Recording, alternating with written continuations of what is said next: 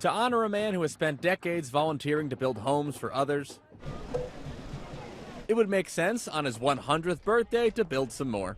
This week, as America's 39th president, Jimmy Carter, reaches centenarian status, more than 1,000 people are volunteering with Habitat for Humanity in St. Paul, Minnesota. I, Jimmy Carter, do solemnly swear. After his lone term in the Oval Office ended in 1981, Carter and his wife, Rosalind, who passed away last November, began a new chapter of serving the country. In other words, they got to work on volunteering. A few years later, they set up the Carter Work Project with Habitat for Humanity. They also established the Carter Center,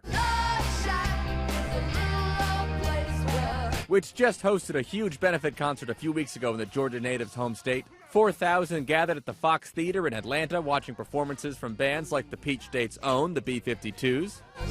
That concert will finally air today, but so far it has raised more than $1.2 million for the international programs of their foundation. However, you will not see America's longest-living president in the audience. He remains in hospice care, where he has been for over a year and a half now. The tumor was only about 2.5 cubic centimeters. It's hard to not be inspired by the nation's first former president to reach the century mark. In 2015, he announced that his skin cancer had spread to his brain. Thanks to his relative health and strength, as well as then new developments in immunotherapy, he was able to beat the odds. Now, as the country spends today celebrating the resilience and selflessness of its longest-living former commander-in-chief, here is how he'd like to be remembered. Well, I'd say peace and human rights and treating everybody the same has been what I hope will be my legacy.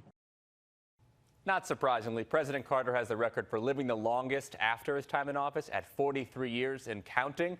Up next is Herbert Hoover, who lived for another 31 years after his term until the age of 90. In New York, for ABC News, I'm Danny New.